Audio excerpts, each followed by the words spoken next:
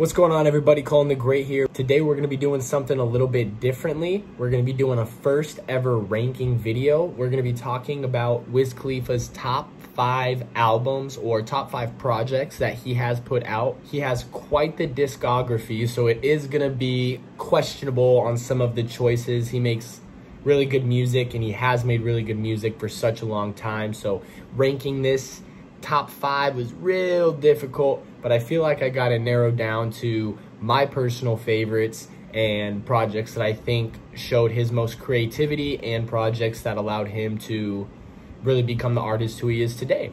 You know, he's got 1, 2, 3, 4, 5, 6, 7, 8, 9, 10, 11. He's got over 14-ish projects out, 14 mixtapes and albums out there for people to listen to. So like I said, it's more than taking about 1/3 of the things that he's put out there and ranking them. So it is going to be tight squeeze in there. But so number 5, this one was kind of a toughie. I wanted to incorporate as much old Wiz with as much new Wiz as I could while trying to maintain that road that he's taking. I have 28 grams, but it was a really tough decision between 28 grams and Deal or No Deal. Deal or No Deal is one of the OG Wiz Khalifa albums. I think it might be one of the first albums he put out, if not the first album. He's definitely got a few songs on there that are still to this day, I think, better than some of the stuff he has been putting out. But you got songs like Studio Lovin' and This Plane that I was just listening to this morning. Take you back every time you hear them. But I do like 28 grams a little bit more. You get that trap Wiz, as he liked to describe it. It didn't get very good reviews coming out the gate. He was trying something new. It was an experimental album. And some of the reviews were saying that it wasn't very much experimental as it was an imitation of what was popular in music at that time. Whether it be an imitation, whether it be an experiment, I thought it sounded good. I thought the songs he had on there, the features were pretty good. He had people like Burner, Juicy J, Thundercat was on there, Uzi was on there. Not Lil Uzi Vert, but Uzi was on there. JR Donato, one of his Taylor Gang affiliates, was on there as well. So it was a pretty wide spectrum of artists that were featured on that project. Wiz Khalifa does use a lot of the same musicians in his songs, so it can get a little excessive at times seeing, you know, Chevy Woods, Juicy J, Ty Dolla $ign, Currency, Pimp C on all the same albums. But they work good together. So if it sounds good, if it ain't broke, don't fix it.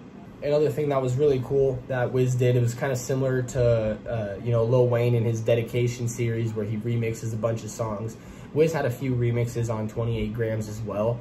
You have Man, which was the Schoolboy Q remix. I thought he killed that track. It is my top 3, if not number 1 on that project. Number 4. This one was another toughie. I am going to go with a little bit older Wiz on this one and have to say Cabin Fever.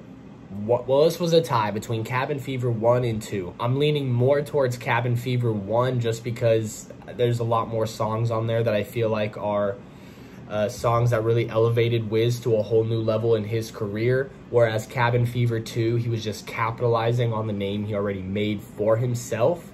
So I think Cabin Fever 1 holds a little bit more weight to it, and I think that's going to be my final decision for number 4. But they both have really good songs on there. I know the second one had songs like Pack Talk, About Me, MIA, all really good songs. But of course, on Cabin Fever 1, you have the classics, Homicide, Hustlin', Phone Numbers, all OG Wiz Khalifa songs that I remember listening to when I was in junior high, high school. Stuff that brings me back and stuff that shows the progression of Wiz Khalifa throughout his career. He does have, earlier Wiz Khalifa did work a lot with Big Sean, so young Big Sean and young Wiz, you see a lot of them working together, and I think that they sounded really good. I wish that they would work together more now that they're both superstars, now that they both have a name in the industry. But he worked with Big Sean on there, Trey the Truth. Of course, you had Juicy J and Chevy Woods, Wiz Khalifa. But what was really unique about the first Cabin Fever as opposed to the second one is the first one only had 9 tracks on there, so it wasn't very long, but every single song was a quality track, and you don't have to have 20 songs on an album or a mixtape for it to be worth it. I know 28 Grams, I think, had 20-something songs on there, so it's quite a lot of music to listen to and to drop. And when an artist drops that much music, you know, not all of it's going to be good, but in this case, when there was only 9 songs, just about all of them were fire. Number 3. I think I'm going to get a lot of heat for this one, but it's going to be Black Hollywood, hands down.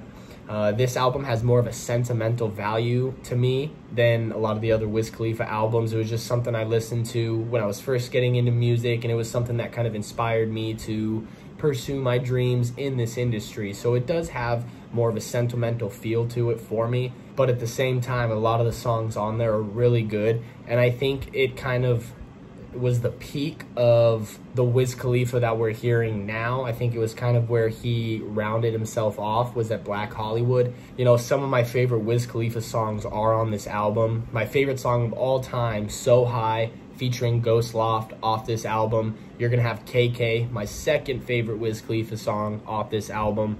You got Project Pat and Juicy J on there as well. You had a lot of other songs that didn't get as much attention. You did have Weed'em Boys on there, which I wasn't a big fan of. He was just making a pop song, and he was trying to appeal to the masses, and that's exactly what he did.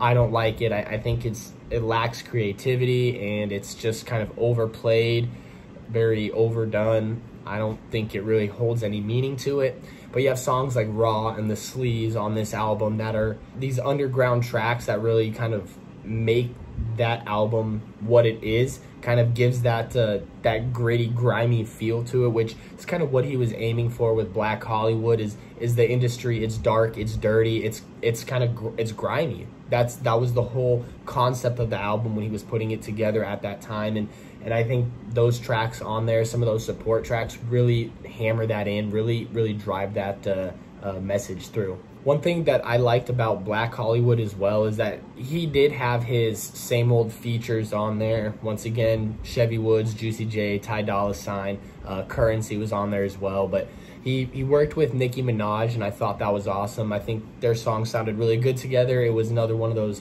underrated tracks on that album, True Colors. But he also did a track with Rick Ross and Weed'em Boys. And Snoop Dogg was on there, of course.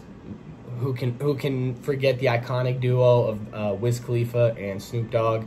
So their track really sounded good together, and I think that he had more notable features on this album than on previous albums.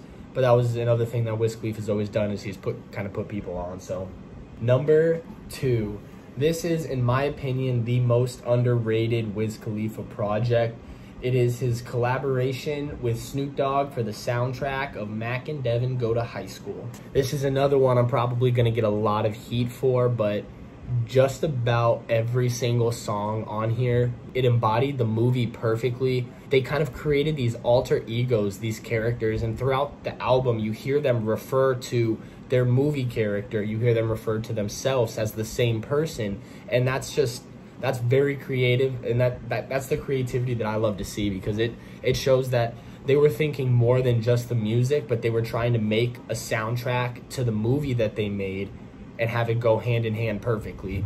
If you haven't seen the movie, very cheesy. It's one of those where you have to definitely be under the influence to enjoy it. But the music, on the other hand, however, you don't have to be. Makes it a little bit better. But it's one of those things where you can throw those songs on and people will vibe to it. One of the most iconic Wiz Khalifa songs, other than See You Again, of course, is Young, Wild, and Free with Bruno Mars and Snoop Dogg. I remember that song was playing on the radio for like 6 months straight. And it was just driving me crazy, to the point where I was like, I freaking hate this song. But it drove me to listen to a bunch of the other tracks on that album. And you have songs like French Inhale, which is another really popular Wiz Khalifa track. You have songs like Smoking On with Juicy J. That one was one of my favorites when I first started making music. Juicy J's verse in that is awesome. Definitely recommend you check it out. You have really good support tracks like 630 and Talent Show that just really make the album what it is. It kind of hammers home that stoner music that they're trying to make, and it sounded good. They did what they were trying to do. I mean, after all, it is Wiz Khalifa and Snoop Dogg, so you think they'd be pretty good at making stoner music. This was another one of those projects that Wiz Khalifa recruited different kind of artists to work with. In this, he works with Mike Posner on French Inhale, and also he works with Bruno Mars and Young and Wild and Free. But number one, I'm sure you guys can guess it. It's probably at the top of just about every Wiz Khalifa fan's list. Rolling Papers 1. Can't go wrong with it. It is what made Wiz Khalifa Wiz Khalifa. It is what put him on. Everybody knows the song Black and Yellow. It still gets played to this day. I mean, the first 7 songs on that album are no skip tracks, easy. All 7 of them just right through, no problem. I don't think there's been a Wiz album since Rolling Papers 1, other than Black Hollywood, that has had no skips like that throughout the entire track or throughout the entire project. And it just goes to show that his music is really kind of standing the test of time. Obviously, Black and Yellow, Roll Up, one of my all-time favorites, Fly Solo on there. He kind of goes with the pop vibe on there. Rooftops with Currency, another one of those tracks. And then On My Level, of course, one of the greatest party songs to get turned to. So it was an easy one for me to put that at the top of my list. It was, again, really hard to make this top 5 because he has so much music and so much of it is really good. So just know that because his other projects didn't make it in the ranking, it does not mean that I don't like them, does not mean that I don't think that they're good. These are just my top 5, my favorites that I think really kind of show Wiz Khalifa off, kind of show everybody who he is. So, but there are a couple notable shout outs, couple mixtapes, couple projects that you gotta shout out. You have Taylor Alderdice, which is the name of the high school Wiz went to. Obviously, ONIFC, got a couple good tracks on there. Most recently, the saga of Wiz Khalifa was awesome. It kind of brought back the OG roots of Wiz Khalifa, in my opinion, something that's more appealing more to the masses and not as individualistic and not as repetitive as his music has been lately. But of course, you have projects like How to Fly, Burn After Rolling, some great smoking songs on there. You can't forget those albums, those mixtapes. I hope you guys enjoyed my first ranking video. If you want to see more of these, let me know. Let me know what you guys think about my rankings too. If you thought they were justified, if they were out of order, if something was missing, go ahead, leave them down in the comments. I really appreciate you guys stopping by, checking out my videos. Let your friends know. Hit that subscribe button on whatever side it is. And I will see you guys next time. Peace.